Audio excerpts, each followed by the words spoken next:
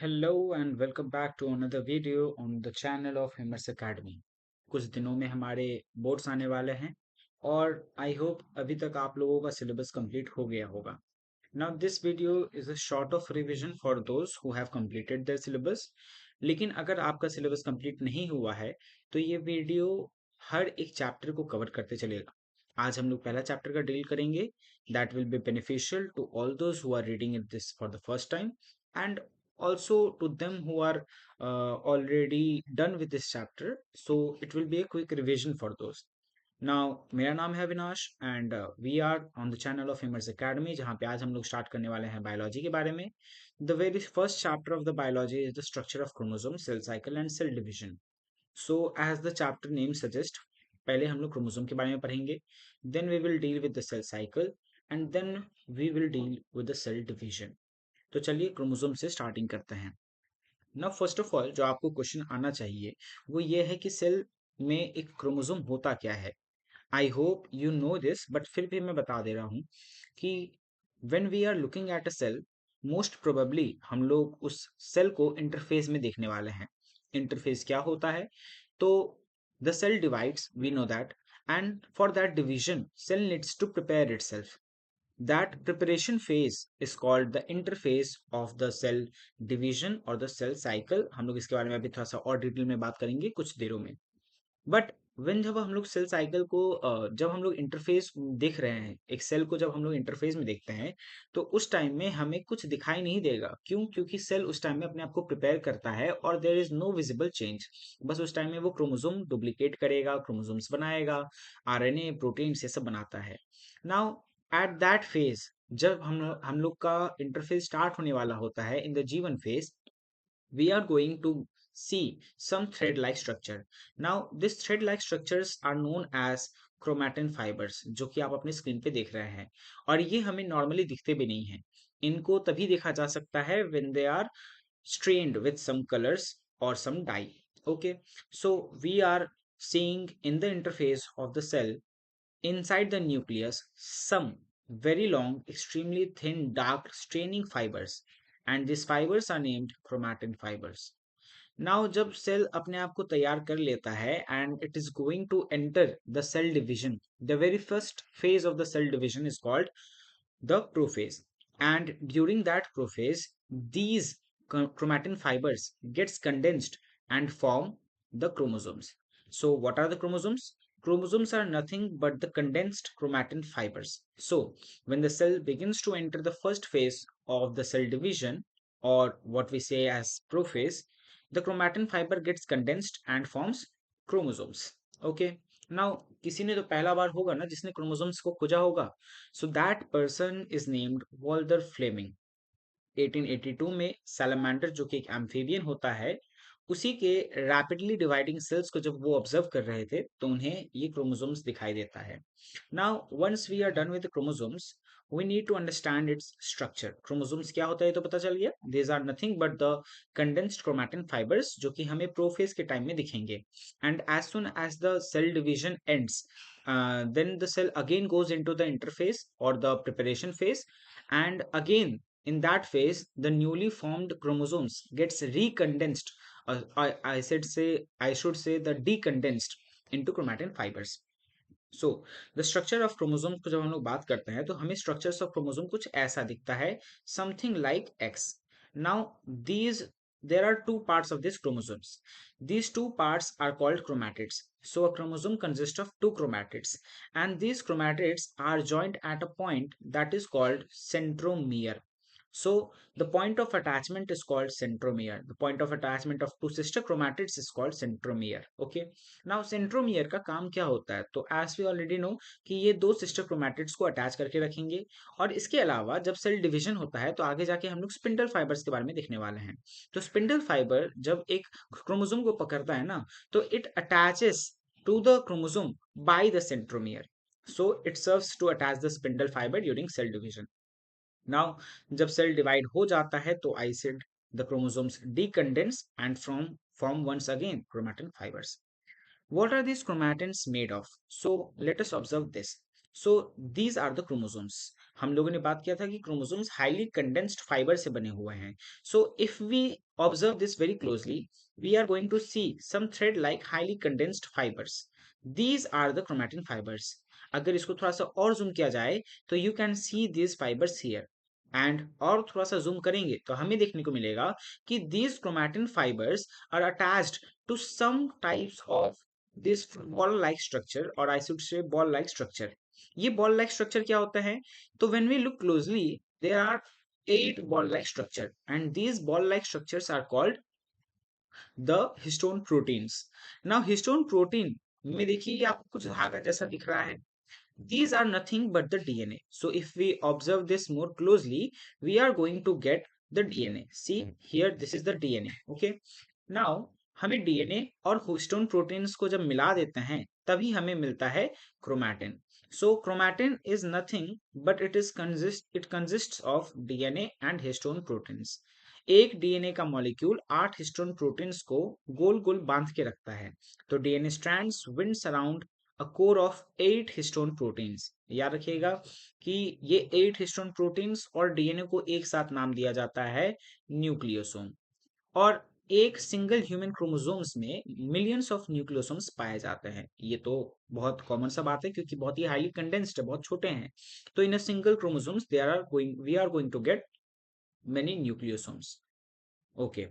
तो ये रहा उसका कुछ structure. There are, we can see this DNA, and DNA is bounded around some ball like structure, and this ball like structure are histone proteins. So we can count 4 पीछे और 4 सामने में chromosomes के सामने डीएनए के साथ में हमें हिस्टोन प्रोटीन दिख रहे हैं. नाउ वी आर सेइंग तब से डीएनए डीएनए, पर ये डीएनए होता क्या है, डीएनए का फुल फॉर्म क्या है? तो DNA is nothing but deoxy ribonucleic acid. Okay. चलो, तो ये जो डीएनए है, जैसा आज हम लोग इसको देख रहे हैं, इसको किसी ने पढ़ा तो होगा. तो डीएनए का शेप का स्टडी किया था एक मैडम थी जिनका नाम था रोजलिंड फ्रैंकलिन. एंड डीएनए का स्ट्रक्चर डायग्राम बना के दिखाने वाले इंसान का नाम था वॉटसन, और एक दूसरे इंसान भी थे क्रिक. इन दोनों को नोबेल प्राइज भी मिला था. खैर, डीएनए जो है वो बहुत ही बड़ा एक मॉलिक्यूल होता है और इसीलिए इसे हम मैक्रो मॉलिक्यूल कहते हैं. डीएनए में 2 स्ट्रैंड्स होते हैं. अगर हम लोग डीएनए को बनाने जाएंगे तो डीएनए कुछ ऐसा बनेगा. सॉरी, वंस, एक सेकेंड, मेरा थोड़ा सा डायग्राम थोड़ा सा खराब बन गया. ओके. सो अगर हम लोग डीएनए बनाए जाएंगे तो कुछ ऐसा बनेगा. Now there are 2 strands. This double S जैसा दिखने वाला जो मैंने स्ट्रक्चर बनाया है, these are called strands. Now if we closely zoom this structure, then we will see कि इन strands में तीन components पाए जाते हैं. तो one of the component is phosphate sugar, phosphate group. Then the other component is the sugar molecule or the pentose molecule. And उसी के साथ में अटैच होता है nitrogenous base. Now there are 4 nitrogenous base जिसको हम लोग आगे अभी थोड़ा देर में नाम लेंगे. फिलहाल each single DNA is composed of repeating nucleotides, और यही पूरा जो सीक्वेंस हमने अभी देखा कि फॉस्फेट, पेंटोज और नाइट्रोजनस बेस, इन्हीं को एक साथ न्यूक्लियोटाइड का नाम दिया जाता है. तो न्यूक्लियोटाइड में 3 कंपोनेंट्स होते हैं. We already saw phosphates, then there is pentose molecule or the sugar molecule, and there are nitrogenous base. These nitrogenous base are attached to both the sides of the strands. Okay. ठीक है. अब ये जो nitrogenous base है इसमें total 4 bases आपको देखने को मिलेंगे. One is adenine, the other is guanine, cytosine, and then comes thymine. Now we are suppose to know that adenine हमेशा थाइमाइन के साथ पेयर करता है एंड गुआनाइन हमेशा साइटोसाइन के साथ पेयर करेगा. When you will go in higher classes you will learn कि there is something called RNA also. I think आपको अभी भी पता है, लेकिन आरएनए के बारे में आपने डिटेल में नहीं पढ़ा होगा. तो the basic difference between RNA and DNA is that कि आरएनए में थाइमाइन नहीं होता है. There is no thymine in RNA. RNA contains uracil and therefore the adenine pairs with uracil in thymine. ठीक है. Sorry, adenine pairs with uracil in RNA. Okay.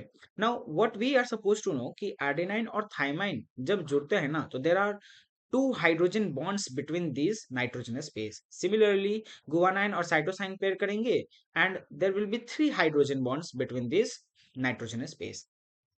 Okay. Now अभी हम लोगों ने पढ़ा था कि इंटरफेस के टाइम में cell prepares itself for the cell division, और उसी फेज में ये क्रोमोसोम्स को डुप्लीकेट भी करते हैं। Now how this chromosomes gets duplicated? तो हमारा पास जो भी क्रोमोसोम्स होता है, लेट अस से कि ये हमारे पास एक डीएनए है। नाउ व्हाट विल हैपन कि ये डीएनए का एक मॉलिक्यूल अलग निकल जाएगा और ये वाला एक स्ट्रैंड अलग हो जाएगा, एंड एक न्यू स्ट्रैंड इसको यहाँ से ज्वाइन कर लेता है। सो अ न्यू क्रोमोसोम और a new DNA is formed. Okay, something like this. ठीक है, चलिए, तो इसको मैं इरेज कर देता हूँ। तो we got to know that during the interphase, और स्पेशली अगर हम कुछ देर में समझेंगे जिसको हम लोग एस फेज बोलते हैं, तो एस फेज में डीएनए मॉलिक्यूल डुप्लीकेट हो जाता है। And how they are getting duplicated? They are getting duplicated in in a way कि इनका जो डबल हेलिक्स स्ट्रक्चर था, जो हम डबल स्ट्रैंड बना रहे थे, वो स्ट्रैंड ओपन कर जाता है एट वन एंड, और then the two strands becomes free, और फ्री होने के बाद यहाँ पे ऑटोमेटिकली नए स्ट्रैंड्स आने लगते हैं। Now, when we refer to chromosomes, when we refer to DNA, we always have to refer to genes. ये genes क्या होते हैं? तो you might have heard कि हम लोग बोलते हैं कि मेरे पास मेरे पापा का जीन्स आ गया, if the father and son have both curly hairs. और अगर मान लेते हैं किसी मम्मी के पास ब्राउन आइज है, तो उसके बेटे के पास भी ब्राउन आइज आ गया, तो वी जनरली से कि उनका मम्मी का जीन्स आ गया है। Now what are this genes? तो when we look at DNA, there are specific sequence of DNA और sequence of nucleotides. These specific sequence of nucleotides are termed as हमारा जीन्स। ओके, तो genes are nothing but the specific sequence of nucleotides on a chromosome. और इन jeans के पास कुछ कुछ particular proteins होते हैं, और इन्हीं प्रोटीन्स की वजह से हमारे पास पर्टिकुलर फीचर्स आएंगे। Like we have our chromosome, and in that chromosome we might have a gene that is responsible for the shape of our hair. Many of us have straight hairs, many of us have curly hairs, and that is due to a gene. So, a gene is responsible for the particular features of the body. Okay, just like the hairs, or I should say, another example is that the color of the eye. Many people have black eyes, many people have brown eyes. Some of us also have the Hrithik Roshan का आंख अगर आप लोगों ने देखा है, तो वो भी एक पर्टिकुलर जीन्स की वजह से उनको मिला हुआ है। ठीक है, so now we are done with the basic terms of chromosomes and what are genes. Now we are ready with cell division. Now question ये है कि सेल डिवीजन क्यों चाहिए हमें? What is the need for cell division? तो we need cell division for our body growth. देखो, हमारा life जब स्टार्ट होता है ना, तो we start our life with a single cell, and that single cell in humans is named as zygote. मतलब आप लोगों ने जब अपना लाइफ स्टार्ट किया था, आप जब मम्मी के पेट में थे, तो कभी ना कभी आप एक सिंगल सेल रहे होगे, और इसी सिंगल सेल को कहा जाता है zygote. Now the zygote repeatedly divides, and by this division a group of cells or a clusters of cells are formed, और क्लस्टर्स ऑफ सेल्स को हम लोग टिश्यू बोलते हैं। आप लोगों ने क्लास 9 में पढ़ा है कि cells becomes tissue, a group of cells becomes tissue, and a groups of tissue becomes organs. तो for growth we need cell division so that our single cell or the zygote divides and forms tissues and organs, and therefore it is responsible for the growth of the body. Similarly हमारे body में बहुत सारे sales हैं जो continuously birth लेते हैं, फिर उनका डेथ हो जाता है। तो those cells are replaced by new cells, and that new cells comes from cell division. So we also need cell division for replacement, because there is constant wear and tear of the cells in our body, and those old cells, when they get destroyed, are replaced by the new cells formed through the division of the parent cells. Like हम लोगों ने पहले भी पढ़ा हुआ, I think, कि हमारा जो रेड ब्लड सेल्स है, their lifespan is of about 120 days. So after every 120 days a new red blood cell is formed, and that is called replacement. Similarly, जब हम लोग कभी कुछ काम कर रहे होते हैं या खेल रहे होते हैं, तो हमें चोट लग जाता है। जब चोट लग जाता है तो वहां के सेल्स डैमेज हो जाते हैं, और वहां पे इंजरी हो जाता है, लेकिन कुछ दिन के बाद वो जो चोट है वो हमारा ठीक भी हो जाता है। तो that is done through the process of cell division. So we also need cell division for repair. Now we must understand that there are two types of cell division. The one we are talking about right now, like for growth, for replacement, for repair, this kind of cell division is called mitosis. We are going to cover this in detail in the near future. Okay, so now we might move to the next topic, that is reproduction.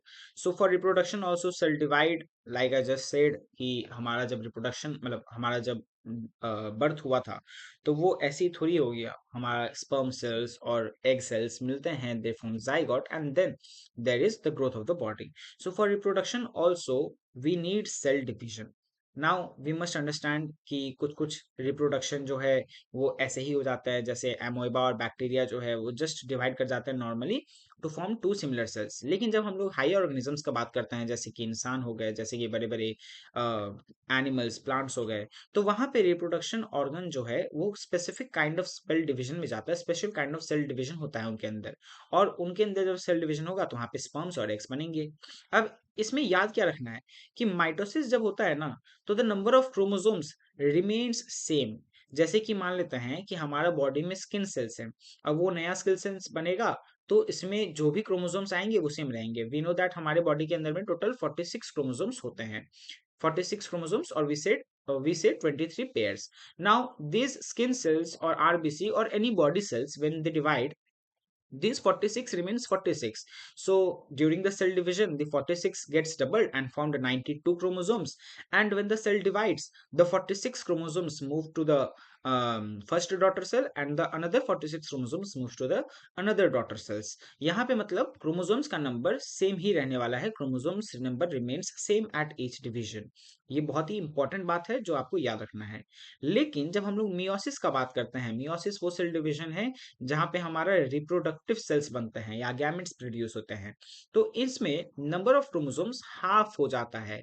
जैसे कि मान लेते हैं कि sperm बनने वाला है, अब स्पर्म बनने के लिए वो जिस सेल से आ रहा होगा उसमें टोटल 46 क्रोमोसोम्स होंगे, लेकिन once the sperm is formed, it only has 23 chromosomes inside it's.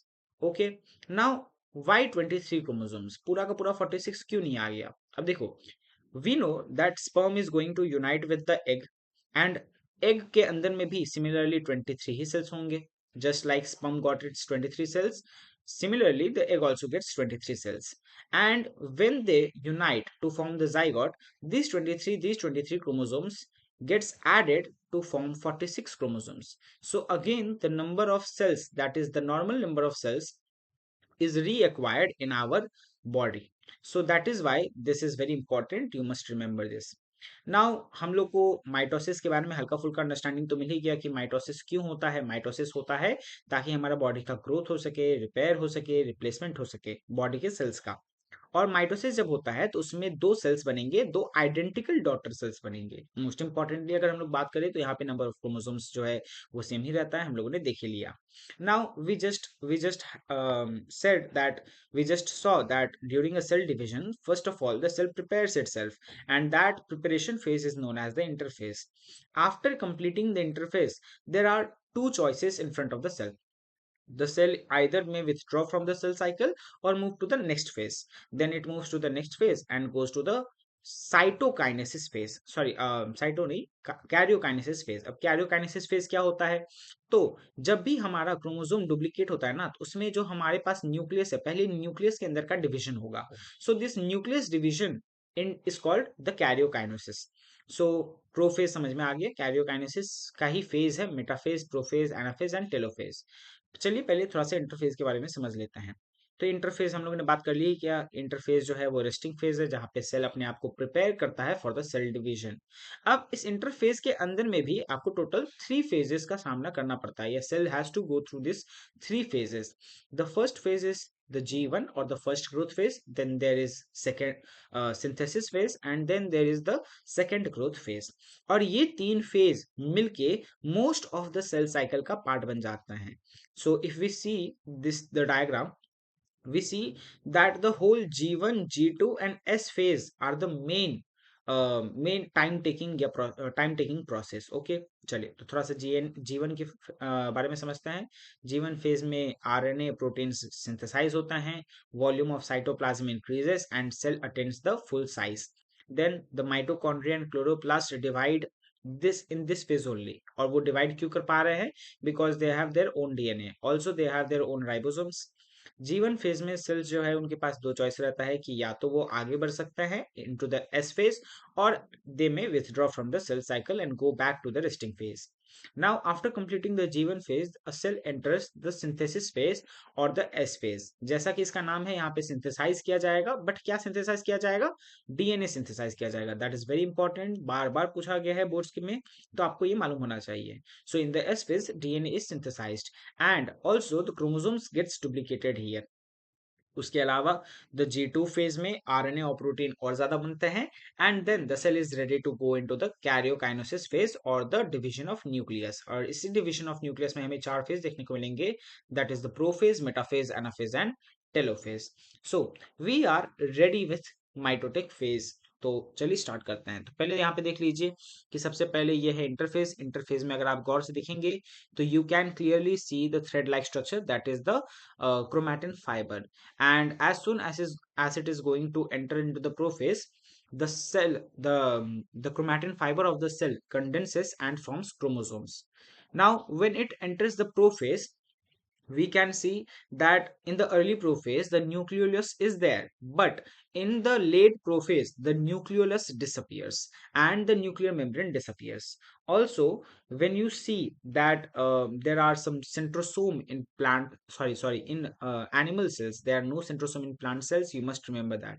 So in the interface, these chromosomes or centrosomes gets duplicated, and when they reach prophase, there are also some centrioles present with them. चलिए तो prophase के बारे में starting करते हैं हम लोग. तो प्रोफेज में हमें समझना है कि सबसे पहले तो chromosomes are visible, chromosomes have become condensed, each chromosomes gets duplicated, chromatids are attached at centromere. We have already seen this.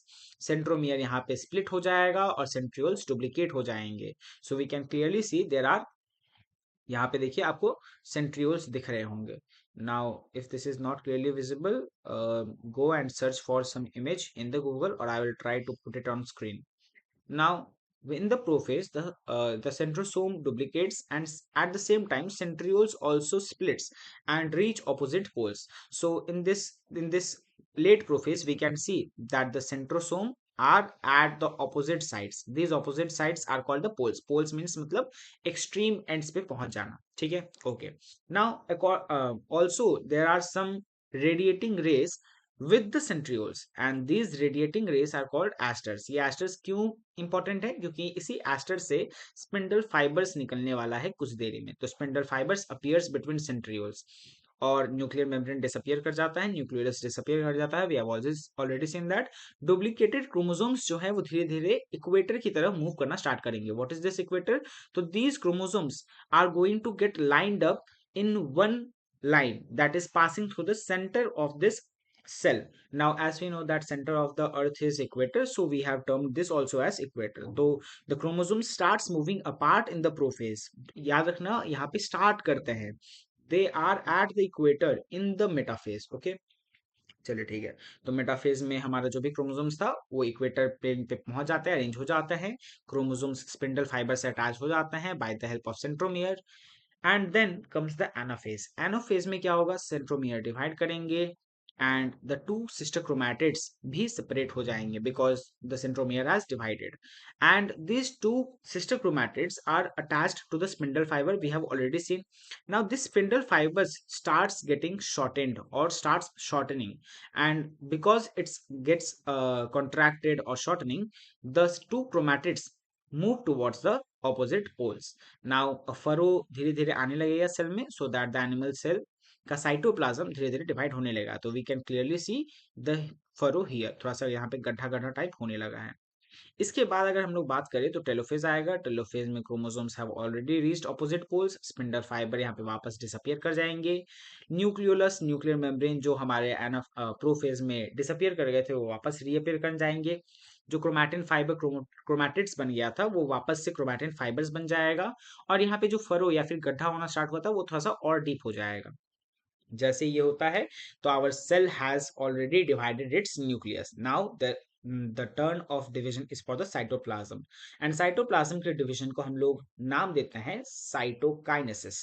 So the cytokinesis जब होगा तो यहाँ पे फरो टोटली डिपेंड हो जाता है. साइटोप्लाज्म पूरा का पूरा दो हिस्से में बट जाएगा, and the one cell that we saw at the beginning becomes two cells. Now, the original cell that has divided is termed as the parent cells, and the two cells formed are called daughter cells. ठीक है, चलिए अब mitosis का जितना भी हमने अभी steps देखा वो प्लांट और एनिमल्स में ऑलमोस्ट सेम ही होता है, बस देयर आर सम बेसिक 2 और 3 डिफरेंसेस। सबसे पहले हम लोगों ने देखा था कि in animals some asters are formed from the centrioles, but क्योंकि प्लांट्स में सेंट्रियोल्स होते ही नहीं है तो यहाँ पे एस्टर्स बनेंगे ही नहीं, so asters are not formed in plants.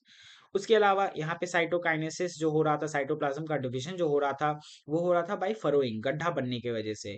But if you look at the plant cell, the cell plate formation results into cytokinesis. ये सेल प्लेट फॉर्मेशन क्या होता है? So if this is a plant cell, so यहाँ पे बीच में एक cell plate बनने लगता है, and this results into the division of cytoplasm.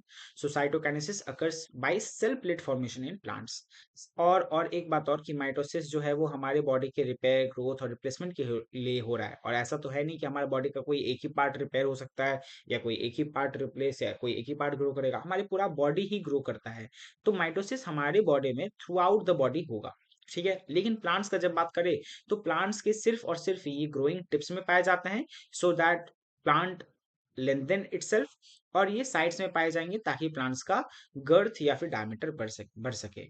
अब माइटोसिस जब हुआ तो माइटोसिस का सिग्निफिकेंस क्या है, very important with respect to the exam.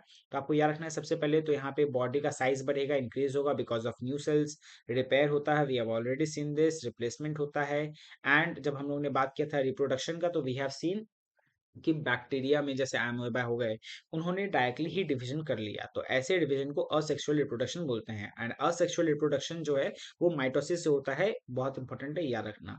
और जो सबसे इंपॉर्टेंट पॉइंट है इस पूरे माइटोसिस का वो ये है कि number of chromosomes remains same. 46 chromosomes अगर प्लांट सेल्स के पेरेंट्स सॉरी 46 क्रोमोसोम अगर पेरेंट सेल में था तो 46 chromosomes will be there in both the daughter cells. Okay, so the cell का जो क्रोमोसोम नंबर है वो सेम रहता है।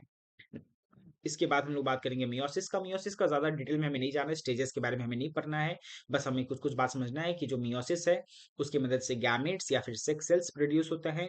एनिमल्स में ये रिप्रोडक्टिव ऑर्गन्स में होगा, जैसे कि testis and ovary. So testis में बनता है स्पर्म एंड ओवरी प्रोड्यूसेस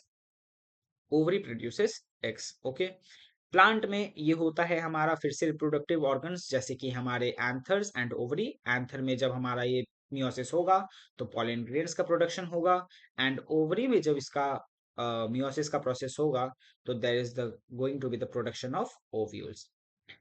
अब मियोसिस का सिग्निफिकेंस क्या है? The most important significance of meiosis is that the chromosome number is halved in gametes, और ये वापस से नॉर्मल नंबर अटेन कर लेता है when the both the gametes fertilize. Okay, now ये एक और चीज के लिए इंपॉर्टेंट है, बिकॉज यहाँ पे हम लोगों ने जो जीन्स पढ़ा था ना वो जीन्स मिक्स हो जाता है, and the mixing of this genes provides for the evolution और प्रोवाइड्स फॉर द वेरिएशन। इसीलिए आप कोई भी जुड़वा ही इंसान का बात क्यों ना करे, वो भी किसी न किसी मैटर में थोड़ा थोड़ा ही सा ही बेसिक डिफरेंस होगा, लेकिन जरूर वो लोग अलग होंगे। Now how this genes gets mixed up, so the maternal and paternal chromosome जो है वो मिक्स हो जाते हैं ड्यूरिंग द फर्स्ट डिवीजन, जब वो सेपरेट करते हैं। तो जब आप मियोसिस के बारे में आगे जाके पढ़ेंगे तो we will understand that meiosis में 2 फेजेस होते हैं। तो first phase is called the first division phase. Okay, तो फर्स्ट डिवीजन फेज में मैटरनल पैटर्नल क्रोमोसोम्स मिक्स हो जाएंगे, जिसकी वजह से हमारा जीन्स भी मिक्स हो सकता है। और the second important thing is the crossing over. Crossing over also results in the mixing of genes. अभी क्रॉसिंग ओवर कैसे होता है? तो मैटरनल और पैटर्नल क्रोमोसोम सेपरेट जब करता है तो उनका क्रोमैटिड मटेरियल थोड़ा सा एक्सचेंज हो जाएगा। We can see that there are 2 chromosomes. Now, these 2 chromosomes sometimes exchange their chromatin material. अब जिस रीजन में ये एक्सचेंज हो रहा है उस रीजन को कहा जाता है chiasma. So this region is called chiasma. Chiasma is that region where the chromatids gets exchanged. Okay. So we can see that this blue वाला क्रोमोसोम में रेड वाला का मटेरियल आ गया है, एंड इस रेड वाले क्रोमोसोम में ब्लू वाला का क्रोमेटेड मटेरियल आ गया है। This is called crossing over. Important है, डेफिनेशन पूछ सकता है। तो व्हाट इज क्रॉसिंग ओवर? कि जब मैटरनल और पैटर्नल क्रोमोसोम सेपरेट हो रहे होते हैं तो उस टाइम में chromatid materials gets exchange between the two members of the homologous pairs. Homologous pairs क्या होता है? तो होमो मतलब same, and homologous pairs of chromosome या होमोलोगस क्रोमोसोम मतलब ऐसे क्रोमोसोम्स जिनका शेप साइज सेम ही होता है। Okay, so this results in the genetic recombination and alteration of gene. Now both these factors are responsible for innumerable variations, और इसी वजह से काफी टाइम एवोल्यूशन भी होता है। Now differences between mitosis meiosis क्या होता है ये आप अभी तक समझ ही गए होंगे, फटाफट मैं बता दे रहा हूँ कि in mitosis the it occurs in the normal body cells और what we call the somatic cells, but meiosis सिर्फ और सिर्फ रिप्रोडक्टिव सेल्स में होता है, लाइक गेमेट्स। इसके बाद माइटोसिस जो है वो मदद करता है ग्रोथ एंड रिप्लेसमेंट में, जबकि meiosis results into gamete formation. Mitosis जो है वो हमारे पूरे लाइफ में होता रहेगा और यहाँ पे दो डॉटर सेल्स बनते रहेंगे। लेकिन मियोसिस का जब बात करें तो ये सिर्फ उसी एज में होते हैं जब हमारा बॉडी रिप्रोडक्टिवली एक्टिव होता है, और यहाँ पे फोर डॉटर सेल्स बनते हैं। माइटोसिस का अगर बात करें तो यहाँ पे जितने भी क्रोमोसोम्स पेरेंट सेल में थे वो हमारे पास ऑन हो जाते हैं टू ईच डॉटर सेल्स, और हम लोग यहाँ पे बोल सकते हैं कि जो क्रोमोसोम्स है वो डिप्लॉयड नंबर में है। बट मियोसिस में हमारे क्रोमोसोम्स का नंबर हाफ हो जाता है। तो if a parent cell contains 46 chromosome, तो in meiosis the two new cells will contain 23 and 23 chromosomes, यानी कि haploid number of chromosomes. Now a single nuclear division जो है वो क्रोमोसोम डुप्लीकेशन के बाद होता है, बट जब हम लोग बात करते हैं मियोसिस का, there are two nuclear division. इसके अलावा माइटोसिस जो है उसमें जितने भी सेल्स बनेंगे या जितने भी नए सेल्स आ रहे हैं, क्रोमोसोम्स आ रहे हैं, वो हमारे आइडेंटिकल होते हैं। बट मियोसिस में क्योंकि यहाँ पे थोड़ा सा चेंज हो रहा था जेनेटिक मटेरियल, इसके वजह से यहाँ पे जेनेटिक वेरिएशन हमें देखने को मिलते हैं। I hope this video has helped you. ये चैप्टर काफी आसान था, इसमें वैसे तो कोई दिक्कत आना नहीं चाहिए, फिर भी मैंने ये वीडियो बना दिया so that it will help you. अगर आपको ये वीडियो अच्छा लगा हो तो प्लीज लाइक कर देना, सब्सक्राइब कर देना, so that I will be motivated and I will be posting more chapters in the coming future. Also अपने दोस्तों लोग के भी साथ शेयर कर दो so that they also are not left with any of the topic, and best of luck for your boards exam. Keep studying and keep revising.